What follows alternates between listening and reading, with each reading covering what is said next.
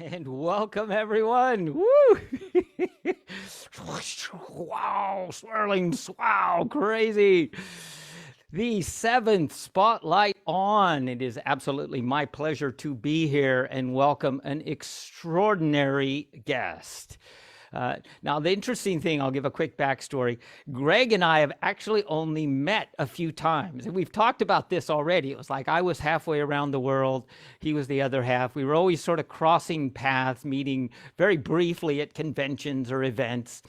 But I was always aware of him and his rise and his extraordinary diversity of talent. So from the get-go, without taking too much time, it's extremely rare to have a magician who is not only a true master of close-up, a true master of the entire art of close-up, stage, mentalism, cards, so the entire range of stuff that individuals often simply specialize in, but also, without question, one of the modern masters of illusion. And the testament of that is the thousands and thousands, 10,000 shows in Las Vegas alone at the MGM.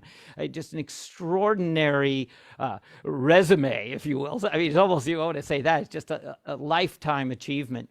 So please, without any further ado, I'd like to welcome, great pleasure, great honor, my friend, Grandmaster Magician Greg Gleason. Here he is. Hey, thank you, Jay. Thanks for the great introduction and that montage at the beginning. It was awesome. Thank you. That was cool. You were like flying and swirling. I saw young Greg. I saw old Greg, older Greg. I know. There was a helicopter. I don't know. All kinds of stuff. Fun stuff. All fun. Cool, man. Well, we're going to take a journey Okay. through kind of just your story and your life. You know, Okay. we all started with either the first magic kit or, you know, we all have that initial backstory where we, you know, at a certain point. So I'll ask the obvious question, then we're going to jump to photos. Sort of what age did you get the magic bug? Around 13.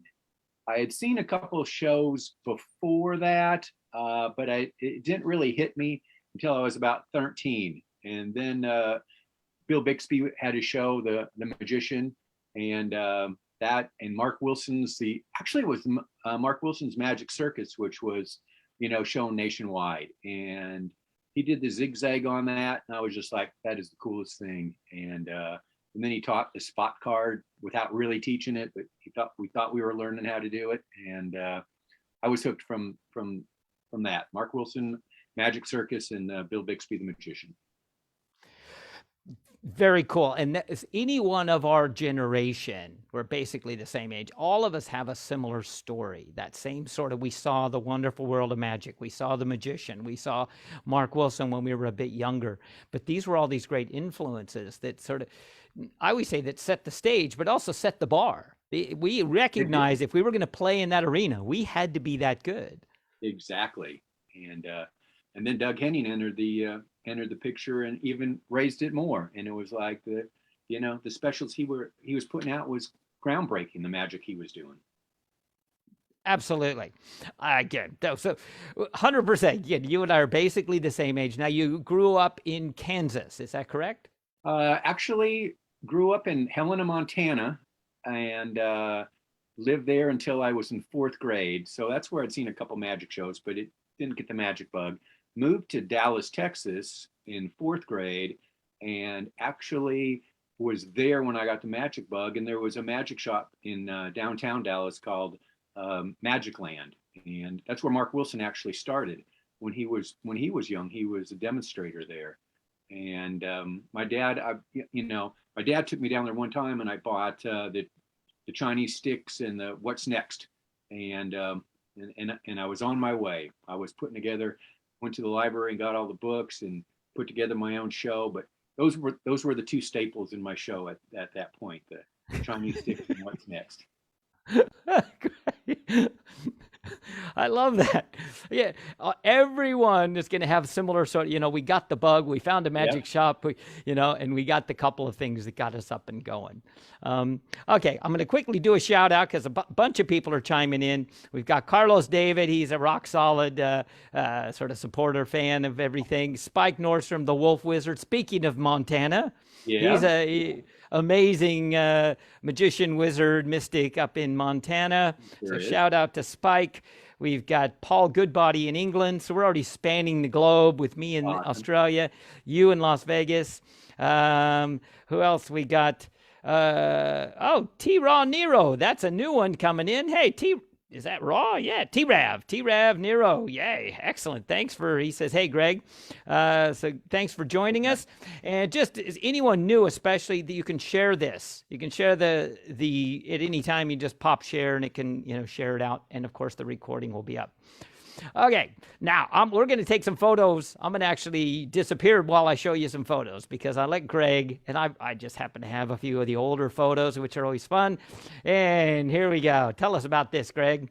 Okay, the one I'm doing the temple screens. That was one of my earlier shows. That was in Dallas, Texas, and that's when I was doing kids' birthday parties, and that was my big finish. And I'd produce all these silk. They weren't even silks. They were like crappy scarves that I bought at the dime store because I couldn't afford the silks at the magic shop. So they were, 50 cents for those big old scarves. And then you remember garland? You remember I'd end with that garland stuff. It was like Yeah. streamers that would come out, Yep. and Mm-hmm. that was the big finish of my show back then. And then me doing the zigzag again, I saw Mark Wilson do that, and I saw Bill Bixby do it, and I said, wow, that is the coolest trick.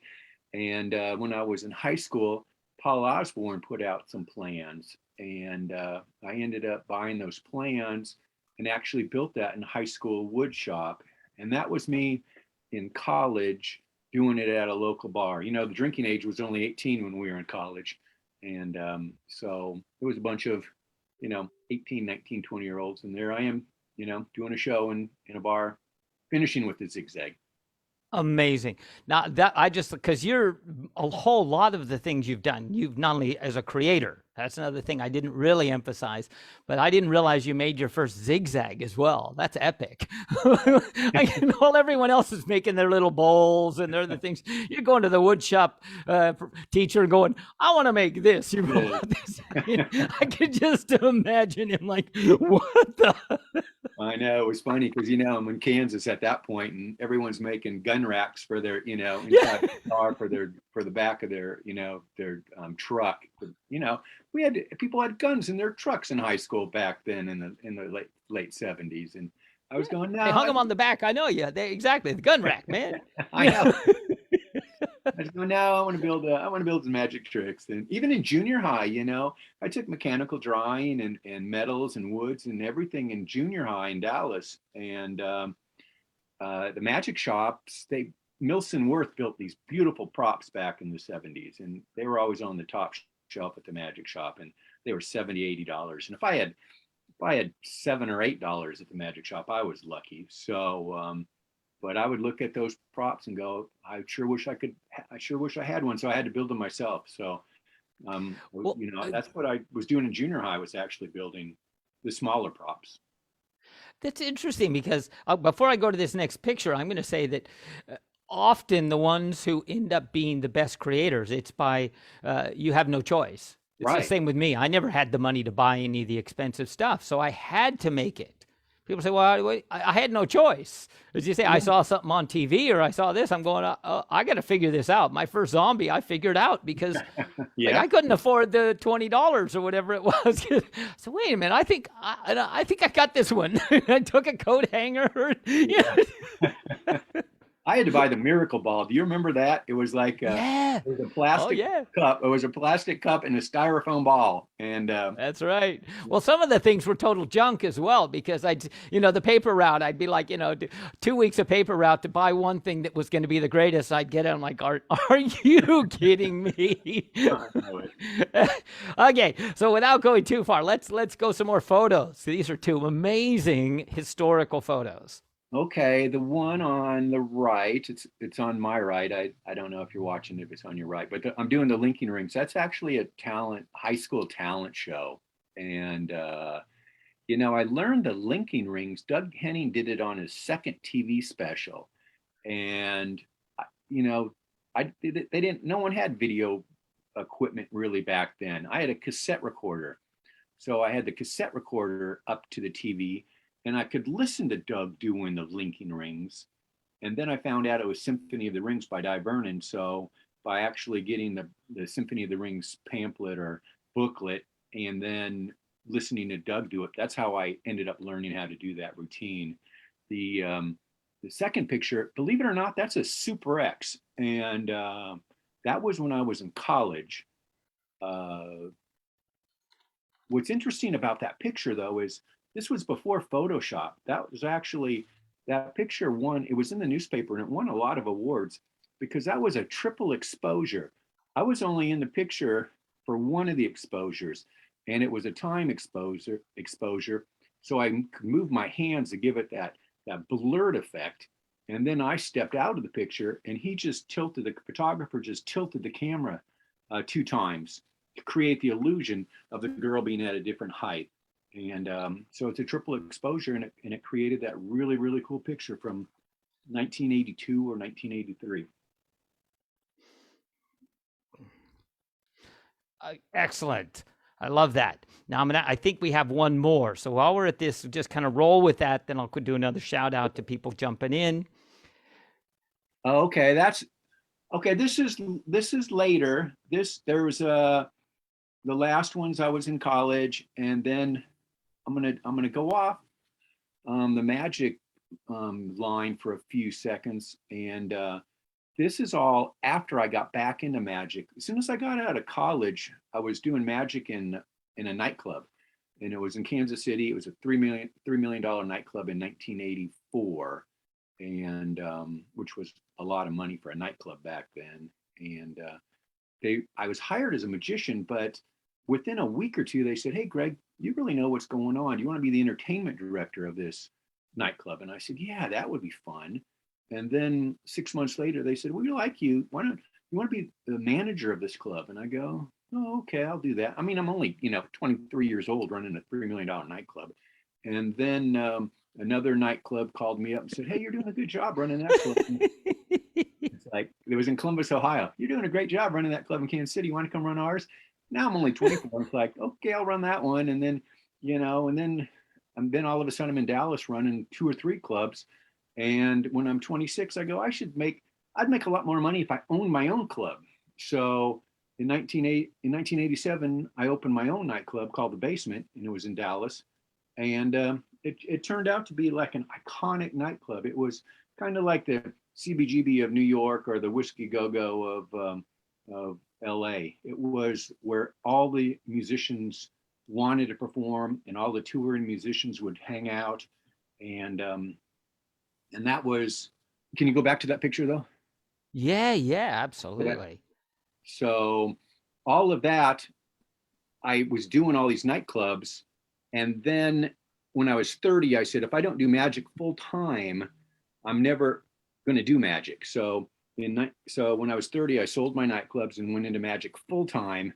And these were the promo pictures that I shot. And I used those to move my career along in the magic world. So that was when I decided to pursue magic full time again when I was 30 years old. So basically, That was for 7 years, oh, I didn't do it. Yeah, for 7 years, I got out of magic and was running nightclubs. But what was amazing about nightclubs is you're constantly promoting the nightclubs, and it's the clubs are all about promotion. So I learned everything about promotion. I learned everything about print promotion, about radio, about TV, everything. So when I decided to do magic full time, that I was on the fast track because I knew how to promote myself. so that brought you right up to 1990 or so. To Right? 90, actually, that brought me up to 1991 actually. And there was one other step in between going full time into magic. 1991, I wanted to go into magic, but I also wanted to I wanted to own a magic club. So I contacted Magic Island in Houston, and the owner said, "Why don't you come down and run Magic Island in Houston?" This is 1991. So I said, "Oh, I'll do that." And he goes, "Maybe we'll work together and we'll open one." And I said, "Okay." But while I was down there, I met people like Vito Lupo and Roy Shank and Dan Summers and Kerry Pollock. And, I was running this Magic Island and I was working 10, 12 hours a day. And they'd come in and they'd work like an hour and they were having a blast. And I go, nope, it's time to pursue magic full time. So I gave up the magic nightclub restaurant idea and said, no, I'm going full time into magic. So that was We all 92. had these crossroads of decisions, where we could have gone this way and could have gone that way. These, watershed moments of like, and that made it all. That made all the difference. But you know what? Because go And ahead.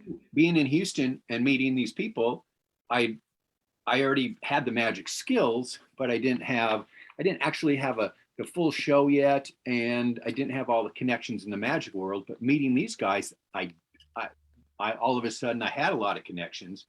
And in 1992, Dan Summers had an offer to do a contract in Japan, and he goes, "I don't really want to do it." I said, "I'll do it." So actually, leaving the nightclub business and deciding to do magic, within 3 months, I had a 6-month contract in Japan, and it was doing an illusion show there, which was a blast. And within 6 months after coming back from that, I was headlining at the MGM. So it was there. There it is. Hey, look at this. Yeah, the MGM again. This is where you and I crossed paths briefly. Yeah. The MGM had just opened. Right. And again, I'll let you take it from there. But boy, the story of how you got into this theater, you were the very first one in this theater that David Copperfield is still in. Basically, they've renovated it, but Actually, that's a different theater. But yeah, this was my second job after deciding to do magic full time. There's the poster of the show, and it was 15 million. They put $15 million into the theater, and it was a custom made theater in the round. So there's no wings, there's no backstage. And it's an illusion show, and all the illusions were on cables, so they actually came down out of the ceiling and landed on the stage. And then we would do the illusions. They'd go back up into the ceiling. The stage actually revolved during a couple of the illusions. I was doing the sword suspension, and it's theater in the round. The people are literally sitting, they can put their feet on the stage. That's how close they are all around us. It only held 100 people. So it was an intimate illusion show. And I'd be doing the sword suspension, and it would completely revolve, so people could see it from all angles. It was amazing. And then I would vanish. In the middle of that stage, completely surrounded. And the finale is this giant emerald would come down out of the ceiling and land on the stage and open up, and I'd come out of it. It was and another really cool thing about that theater was the whole floor that everyone was sitting on was on a hydraulic floor, but you don't know it until there was a blackout. And all of a sudden, there's a blackout, and all of a sudden, everybody's chair dropped about 12 to 16 inches or something, and the whole floor started moving. And then the lights would come up, and the emerald would come down, and I'd come out, and be the end of the show. But it was for 1990, that was 1993, and a $15 million little theater in the round, close up intimate magic show. It was amazing. I did 9,400 shows there. wow. 94. And before the age of cell phones and Facebook and all that, it's sort of the vast majority of the history is kept in your head. Yes. I mean, I'm searching online trying to find photos, and there's almost nothing. Someone's got to have archive photos, but it's amazing to think that all went on, prior to social, and really before the internet. The internet didn't even hit until really mid 90s. The internet wasn't around. There were no cell phones. They were bricks. They were these giant bricks. You could, Yep. you couldn't take pictures with them. That's for sure. No. And it's funny because I remember specifically, there was hardly any video of that show either. And the last week I go, I need to record this. And what we did was, I knew so much about that. What was interesting about that theater was it was the whole show was programmed. So there it was, we didn't need any union tech. So we didn't have to pay the union fees because everything was programmed. The lighting was programmed, the sound was programmed, the hydraulics was programmed, everything was programmed. So a performer would just hit a button at the beginning of the show and it would run. And it didn't matter what happened during the show. If something got off, the performers had to figure out how to get back on track. No. Because there was no starting and stopping. It was just, it was going to go. So that made for a few interesting shows. But yeah. it was, no improving. Yeah, you don't just stop and improv with someone because I know. But I decided, I had a good friend that, had his own video camera, and he was just starting video editing. It was 1996 when we were closing, and Adobe Premiere had come out, and it was $1,000 a gig to for your computer to do video editing. And so we could only edit, maybe 3 or 4 minutes, and then we had to, save it and wipe it off and then edit the next 3 or 4 minutes. And but we actually went in there and did like a 2 or 3 camera shoot of that show. And so I think I'm the only one that has any record of that show. Isn't that amazing how the casinos, because the casinos are very much, again, I grew up in Reno. So Right. I know they're all about making the money. Boom. If that show isn't making the money or that show's closing, they're just like clean it out, Yep. trash it, and they're on to the next one. So yeah, you're holding the bit of history that really on video of that. So Yeah. good. I hope we can see that sometime. That was produced by John Mooring, and John was a great guy, and he was from Texas, and he was on Ed Sullivan, and he had he was a great magician, and I bugged the hell out of him. I was building a nightclub after I came back from Japan. I did the 6 months in Japan, and I didn't know what I was going to do next because I didn't have that many magic connections, so I didn't have anything lined up. So I went back and I ran a club for a company that I used to work for. And they said, "Hey, Greg, we're going to open one in Arlington, Texas, which is right outside Dallas." And they go, "Why don't you go build it for us? And you build it for us and run it." And I said, "Okay." But I knew John Mooring was producing that show, and their offices was maybe like 2 or 3 miles from where I was building this club. So I actually took a videotape to John's office probably every other day saying, hire me. I want to do that show in Las Vegas. I want to do that show. And every day I bring a new video and hand it to him. It was the video that I shot in Japan. And after I gave him 20 videos, the same video 20 times, he said, okay. you want to come to Vegas? And I said, yes. So I don't even know. I don't even know if he ever watched the video. He was just like, okay, you're what we're looking for, and you're extremely persistent, and I know you can do the job. So there I was. So you were in the right place at the right time with the right amount of talent and the sheer chutzpah to get on to just do it. It was. But, timing. I know. Amazing. And persistence. Yeah, but you said that the nightclub, the promotion, that the sales, that whole business side of magic is often, that we know we need the theatrical side. There's this entire spectrum. So the more I learn about you and your history, the more the story makes sense. Oh. It didn't just happen. No. The series of foundations that set everything in place for you to sort of take off from that huge, from Vegas. That was the big, instantly you're headlining at the MGM in Las Vegas. I mean, that's pretty cool. I know. Even magicians, they didn't know I had any background in magic. They didn't know I was doing it, all the way through elementary school, junior high school, college. They didn't know. They just go, he's that guy that was running the clubs. And it's like, how in the hell is he already, how is he at the MGM? They didn't get it. So well, you burst on the scene. And that's where I remember first hearing your name, because I was sort of, going in and out of Vegas and doing things. Next thing I know, of course, the MGM's growing up, and Greg Gleason, I never heard of him. Who's this guy? And then a few people saw the show. They went, oh, man, it's really good. I'm going, okay, it must be good.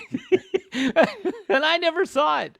Now I'm so bummed, for whatever, going through for I was doing corporate gigs, and, you'd go through for a day or two and did. Yeah. But amazing. Okay, so we're going to keep rolling. Okay. So from Vegas, you got closing up in Vegas late second, leading toward the end of the 90s. What was sort of the next step before I start laying photos on you? Yeah, because, okay, a couple things happened. Obviously, the MGM gave me, a lot of credit for agents. And I also was on the Tonight Show. This is an interesting story. Jay Leno, the first 3 or 4 years, he started I think he took Johnny Carson's place in 92. So 90, maybe end of 92, 93. But anyway, the first 3 or 4 years that he was the host of the Tonight Show, he would tape a week at the MGM in Las Vegas. And he'd have people from Las Vegas on the show. And we're doing our show. That's where I saw you. Boy, you just struck my memory. I'm trying to think, oh, no, that's where I first saw you, because I used to watch, that was one of the shows I watched. Okay, keep going. I was like, boom, I just had this flash memory of going, right. Okay. Yeah. It was interesting because my ex-wife, my wife at the time, she was my assistant in the show. She was eating lunch at the cafe, which was right outside of our theater and right next to the Hollywood Theater, which is now the David Copperfield Theater. But she was sitting at a table, and these people were talking about the Tonight Show at the next table. And they were talking about who's on the show. And my Christy just leaned over and said, do you have any magicians on the show this week? And they go, no. And she goes, you're in Las Vegas. How can you not have a magician? Me and my husband do a show like right, 50 feet from here. You should come see it. And they go, well, why don't you bring in an illusion tomorrow? And if we like it, you'll be on. And they go, and she goes, okay. So she calls me up and says, hey, we might be on the Tonight Show tomorrow. We need to bring in an illusion. And I said, okay, let's bring in the Twister. So we brought in the Twister and did it that morning. And they said, okay, you're on this afternoon. So it was, bam, it was that fast. So, I had the MGM credits, and now I had the Tonight Show credits, and I had some other credits, and I sent my videos out to the cruise ships, and, instantly I'm booked on all the cruises. I've done over 600 cruises since I started working in the cruise ship industry, and probably worked on, 10 different cruise lines, been around the world, been to 114 countries. So that's all in between Vegas and other projects too. But basically right after, to answer your question, right after MGM, right into the cruise ship business.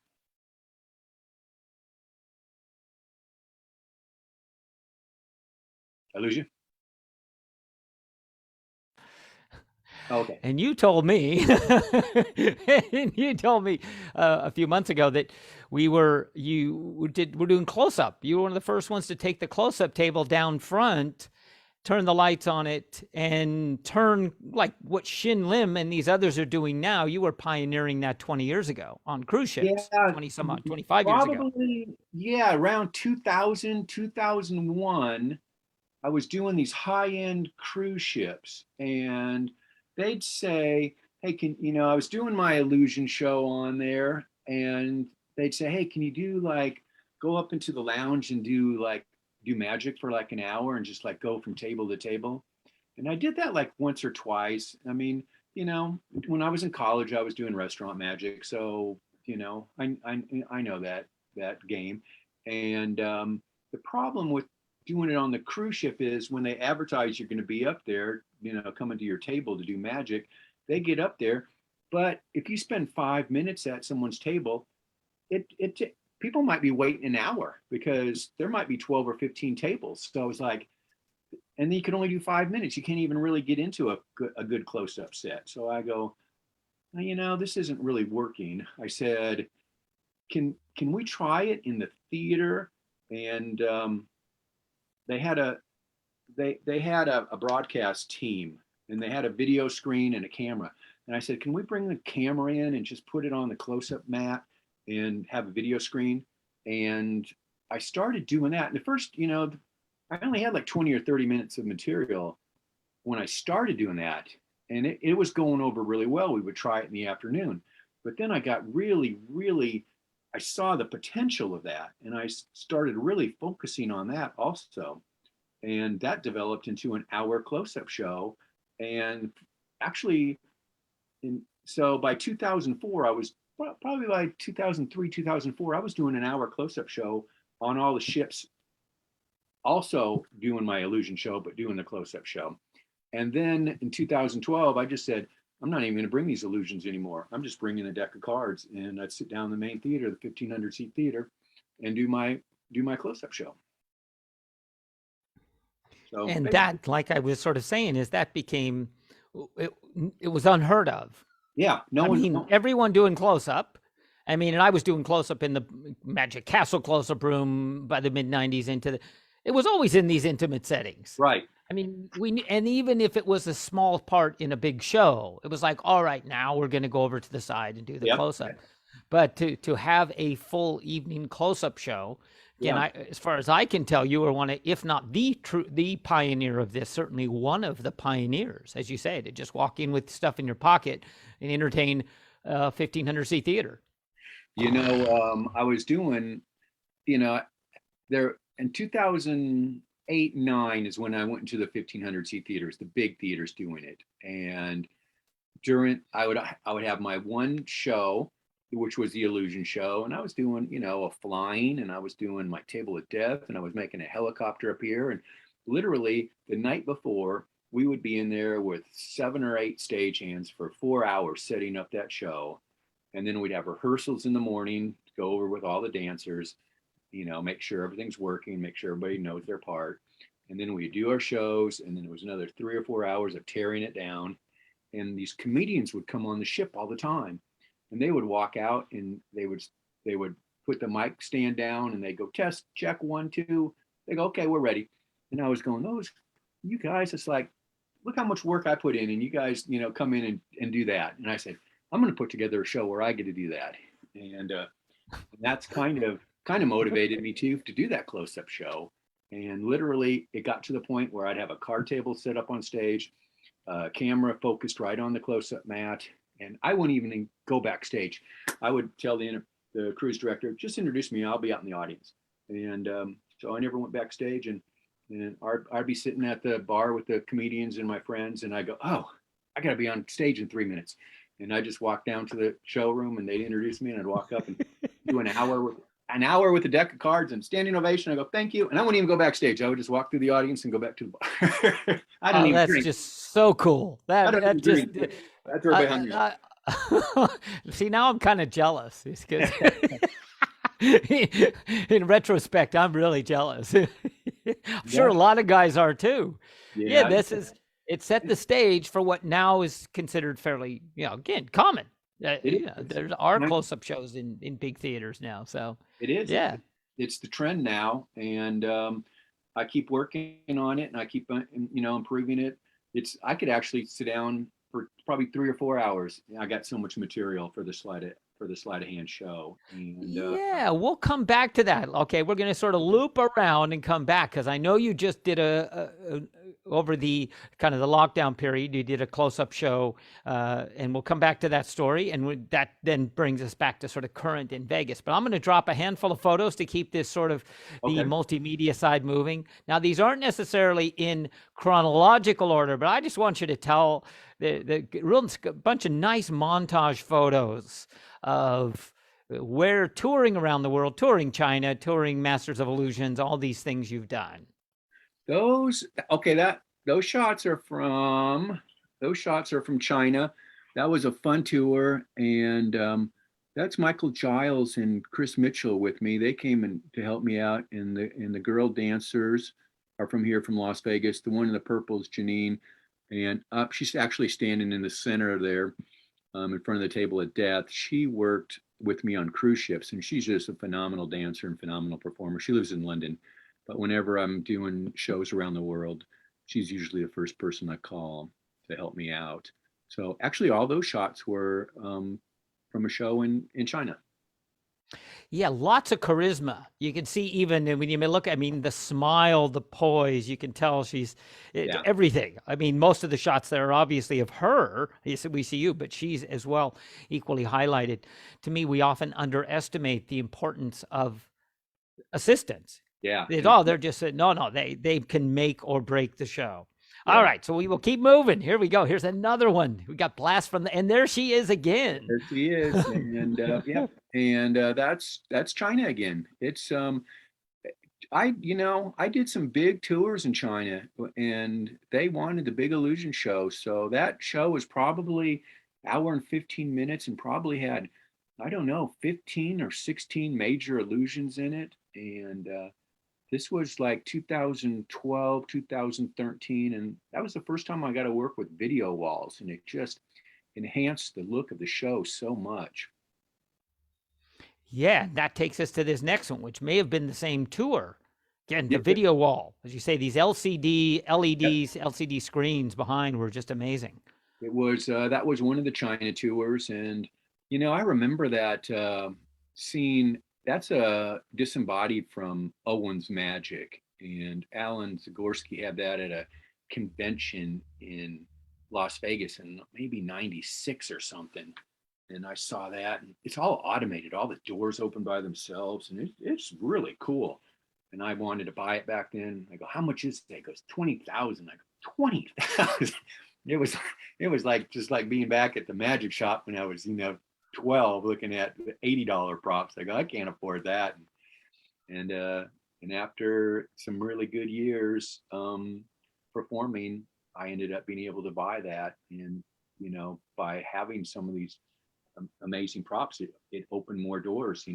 I created that helicopter production, and that helicopter illusion, there it is right there. That's Hey, on cue. And we didn't rehearse that either, did we? I know it. Good job, Jay.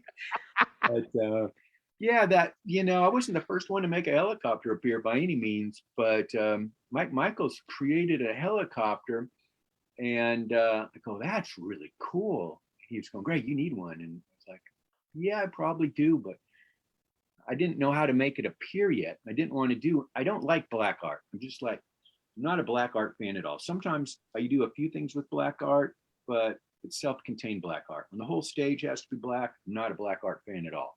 So this production there's no black art, and I even showed the production to the concept to Mike, who built the helicopter, and he goes, "That'll never fool anybody." And it's like, I don't care, just build me my helicopter. And after he saw it, he goes, "That's amazing." And it can be done, in full lighting and just center stage, and you spin the box around, you open it up, they can see right through it. Boom, there's a helicopter there 3 seconds later. And So, do you know where this shot was taken? Can you point to get a sense of that? that was taken at a taping of Masters of Illusion. So that's in Hollywood. Well, that's what I gathered. I was looking at the cameraman at the right, and I'm thinking that's a pro camera. Yeah, that's not just some guy doing a video wall shot. That's TV rig. So, That is. all right. So we know that if we look up the Masters of Illusion shows on Facebook, or rather on YouTube, we can probably track that one down. Yeah, that was the 2015, I think, season. Yeah. Okay. I Very put that, cool. I put that in my All show. right. Now 2000. let's jump to this one. Oh, that's one of my signature pieces, the boa suspension, and it's based on the broom suspension. But I never liked the broom suspension at all. I always called it the car jack trick because it looked like you're jacking a girl up on a broom. You lifted her halfway, then you lifted her all the way. I was never a fan of the broom suspension, but it was always a very practical illusion. And I'm in China, and I'm going, I'm playing with a feather boa because I'm in this big production show, and all the dancers have these feather boas. And I go, it'd be a lot cooler to float a girl on a feather boa than a broom because, it's just a feather boa. How can it support anything? And so I played with all these different methods and systems, and nothing was good. And I'm doing two spots in this production show. So I'm playing with the broom, the boa in between, and it's like, oh, I got to go do my spot. So I just threw the boa over a chair and I ran out and did my spot. And I came back and I see that boa laying over the chair. And I go, that's it. I know how to do it now. And it's an amazing illusion. It can be done close up. It's self-contained, and it's just one of my favorite pieces. Well, I agree, and I'm going to drop a handful of things. I never saw. I was obviously touring and doing my own thing all these times. I didn't really watch television, and I was, caught certain clips. Recently, yeah, the OMC, Gino DeVille, put up the original magic competition, and we had entrants from all over the world. And Gino asked me to be one of the judges. So, I had to look through all these 50, 60, 70, whatever, and the two that were the most impressive to me were you doing an illusion and you doing close up. Okay. That was what again, and again, I knew that you had this, full spectrum of skills, and that was the first time I saw the boa illusion, Okay. and I absolutely loved it for all the reasons you mentioned. Same thing. I always thought, all right, especially when broom illusions are done bad, or any of those are kind of and to me, the genius, I just instantly, I thought, what absolute genius to have something soft. Right. And not any of the usual tells. Hey, come on. Lay people, one thing, but magicians, we know. Okay, here we go again. Broom illusion. You just are waiting for all the tells. Nothing. And I actually scored both of the boa illusion and the matrix illusion, which I actually have queued up to play. Okay. It's not matrix, but it's a matrix style. It's your own version. They were the two highest of all of these. And I think because Albert Tam gave you 1 point more for the Matrix. So you won recently. I didn't say this in the intro, but it's not just your has-been or anything in the past. All this is built up to very current creations. Yeah. And again, just that, the boa, that to me was the single best expression of that illusion I have ever seen. And not only the technique, the method, the staging, the final effect with the heart. Yeah, I don't have the video of this one set up, but the heart, instead of a hoop, he's got a heart. Now, is that on your website or on your YouTube channel where we can send people to watch that clip?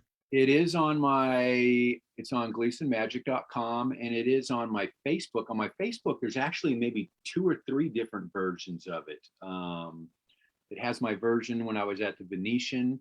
I was headlining the Venetian in 2002. It was there. And then I just recently put up one from a corporate date I did about that same time, maybe 2005 or 6. And then that one was shot at. Perfect. And you're active. A lot of people aren't necessarily active on Facebook, but I know you are. So yeah, everyone who wants to, it's easy to check out lots of videos, as he said, and stills and info. The website's very, lots of full material on that as well. So quick shout out. We got Daryl, we got Spike. We had a nice conversation going. If anyone has any questions, I'm going to actually play the clip that since we're talking about the Matrix clip, that was the one, because that won the OMC. And it sort of starts to bring us up to current. I do have a few other pictures and images we'll go back to, but the very fact that you've stayed creative, you haven't stopped. And this is what Channing always emphasized to me. He said, keep the hunger, keep the drive, don't lose that spark, because that's where you keep hitting these new levels. And that's what I've seen with you. A lot of people, they plateaued and that's it. Great career. And they might still be doing that same act for 15 years. But the extraordinary creative output, and you even teased me with something new before this that you said I can't tell. And I'm like, oh my. So trust me, the stuff that's on the drawing board or on the, cooking on the Greg Gleason genius mind, Amazing. Amazing. Okay. So let's do this. I'm going to start this. We've got this, and we're just going to, I'll drop you out so we get a full screen of this. Greg, you can Okay. take a quick breather, a cuppa, whatever, and we'll watch this very cool, just all I can say is somewhere, someplace, Al Schneider is definitely smiling. Here we go.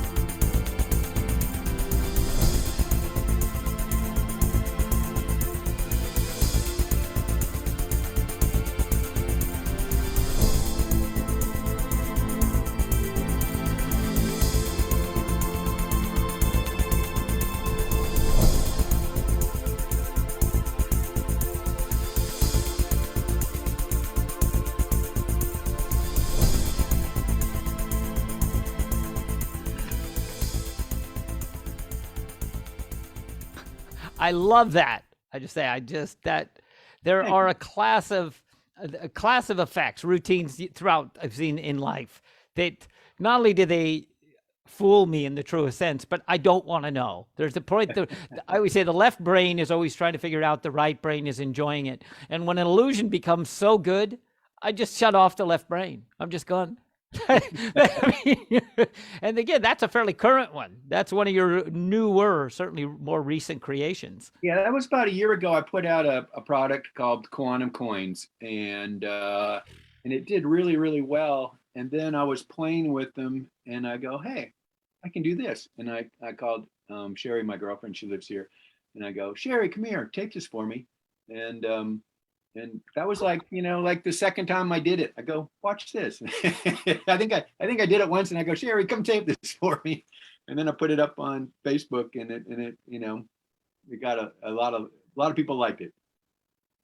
Yeah, and that's to me, this is what all great artists should be doing: is not only continuing that creative momentum. I say it doesn't matter where you are on the ladder. What matters is you're always reaching for the next rung. But it's taking classic effects, building upon their strengths, minimizing their weaknesses, and making them better. In this case, you took it to a whole nother level. Yeah. So anyone in magic who knows this, got to be just gobsmacked, mind blown, whatever.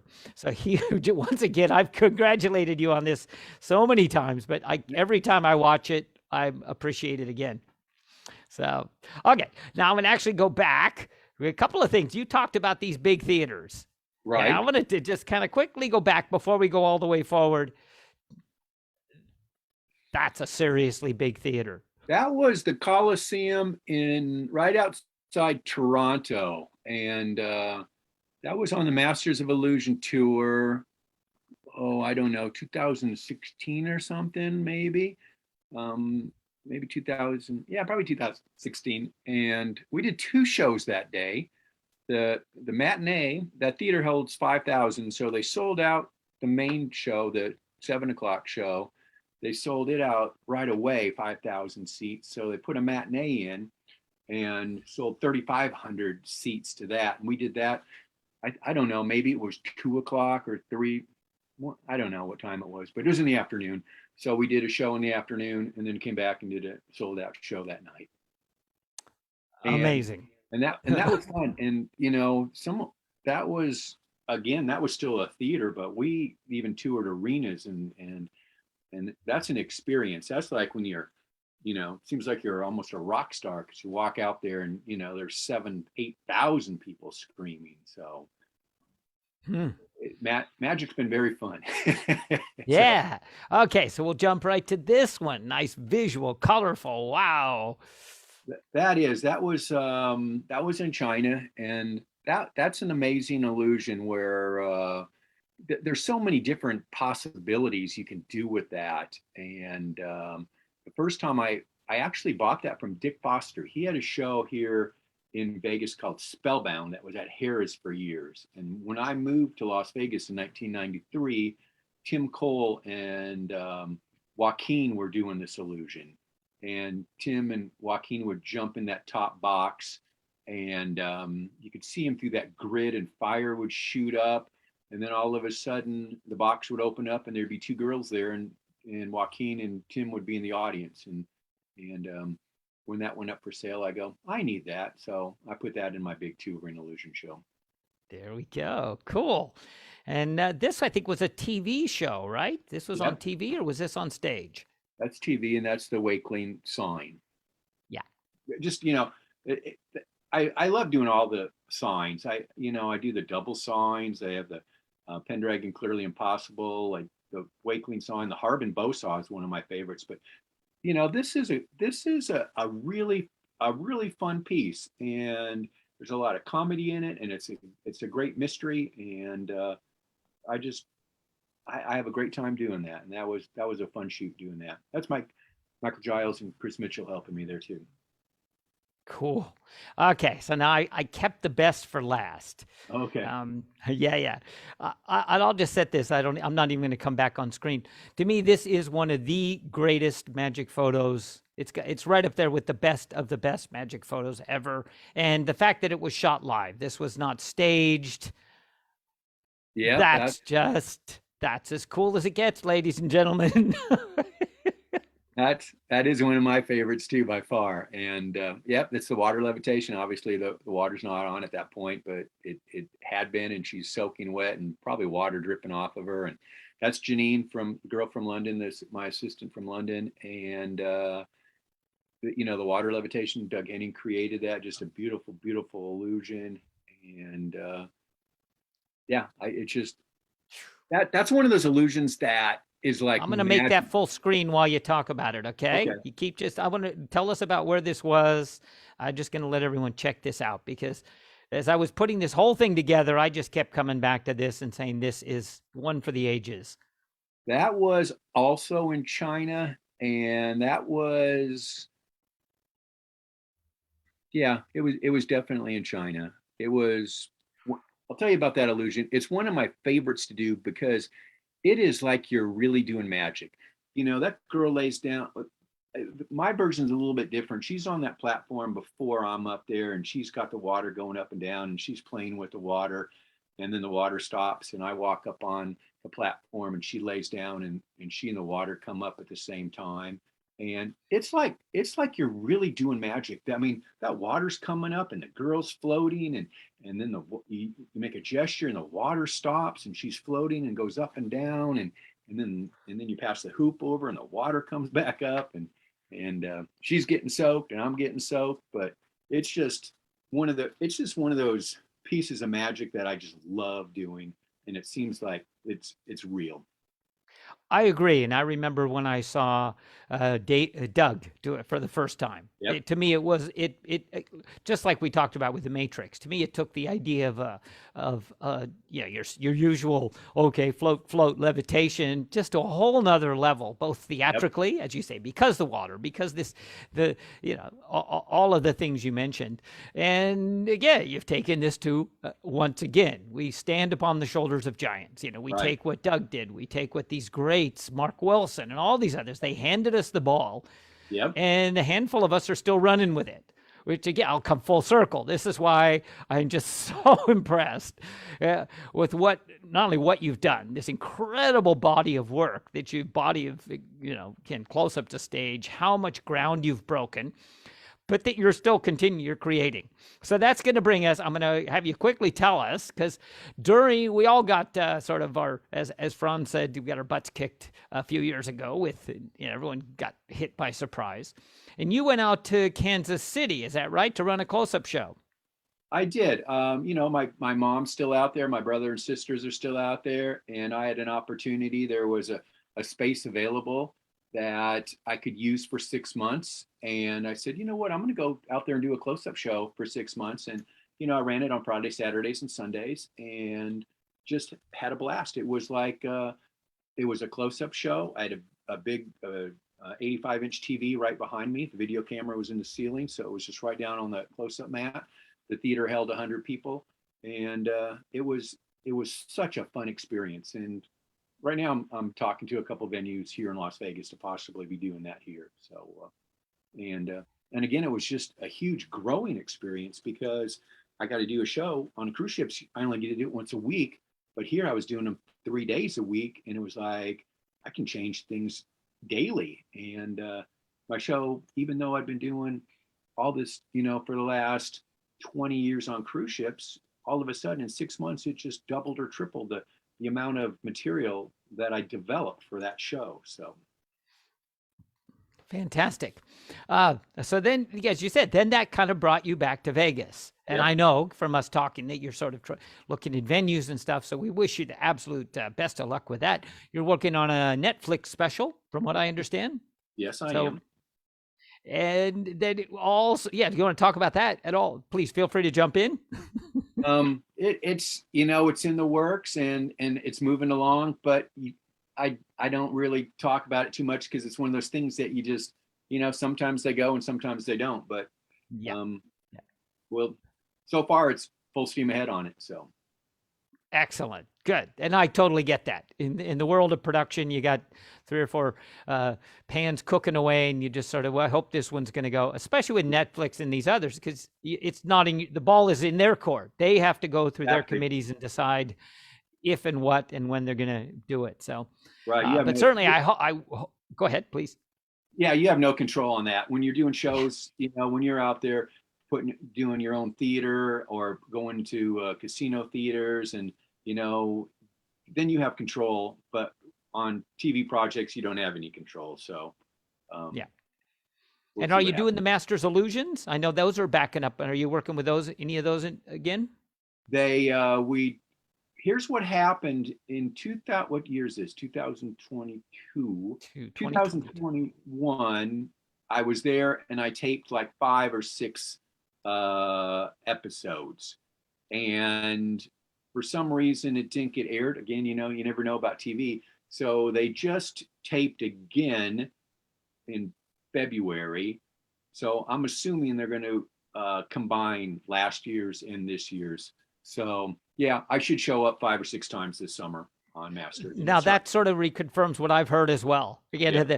it's just finally now some level of consistency is coming back, and I did have a chance to talk with Gabe Blackstone a few months Okay. ago about that as well. And obviously, we're all just kind of rolling with the situation, hoping that it's going to get back up.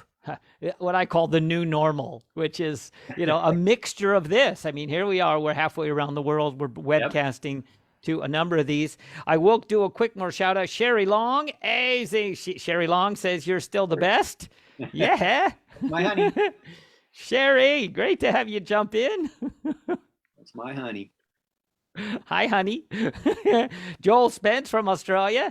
Excellent. See, again, this is what's so cool is, again, Daryl Sprout's been talking on the International Space Station. T-Rav Nero. I love that name. That's the coolest name. Kind of jumping back. Daryl Sprout says the Paul Fiddler Fire. Again, they're all sort of just jumping in. Austin Moody, also from Texas. Incredible. One of the new pros on the scene. OMC. He was one of the entrants. He was one of the higher scoring ones, but I think you blew everyone out of the water. There was the level, and then come on, that's what it was about. Trying to the best of the best. And I think that's coming up again. Gino's talking about doing another one. So there we go. Lots of people. Carlos, David, I just want to shout out to everyone who's watched this. I know there's a lot that don't necessarily chime in. Right. All right. So give us a sense. We're looking forward. You teased me.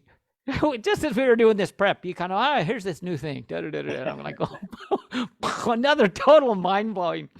You're one of the guys, every time we talk, you've got this, this new thing, which That's is just one of them too, Jay. There's some other ones. That's my favorite that I'm working on right now. It'll be out this summer. And I think it's going to be, bigger than my quantum coins, which was huge. Yeah, I'm really, really excited about this new one I'm putting out. good. And I know you've released a number of things. You mentioned quantum coins. Where can they get that? Is that directly through you? Directly through me. Just either email me, gleasonmagic@aol.com, or just go to my Facebook and message me. Good. And that's, again, I'll say that you're very accessible. Where you and I are messaging all the time. We set this whole thing up just by a handful of messages. Right. And it's Greg Gleason, or GleasonMagic.com is the website. Yep. GleasonMagic.com. Again, one of the just absolute grandmasters who continues to grow. That's what, again, every time we talk, I just want to keep emphasizing this, is he's no resting on the laurels. No time for that. It's not real. In this, even under lockdown, those of us who are thriving and surviving are the ones who continue to create under whatever the conditions that are tossed at us. So, all right, final thoughts. You're free to sort of final thoughts, philosophy, inspirations, whatever. I'll give the floor to you. Well, I love creating my own, all my own magic, but the reason I'm able to is because of this library. This is just part of the library, and all these books, I've read every one of these books, and I know all the information in all of these books. So by having that knowledge, it makes it a lot easier to create new magic. And it's just building on the people that came before us, the giants before us. So I would say read as much as you can, learn as much as you can. Don't ever stop. That's it. That comes full circle, because I always say that the best thing I ever learned is to never stop learning. Yep. Once you stop learning, you start dying. So keep on learning. Some really famous and smart guy said that. With you, the moment you stop learning, you start dying. Absolutely. Okay, Greg, it's been absolute pleasure. Just from a professional point of view, a personal point of view, you've been a great guest. Thank you for all that. Thank you for your time, all that information.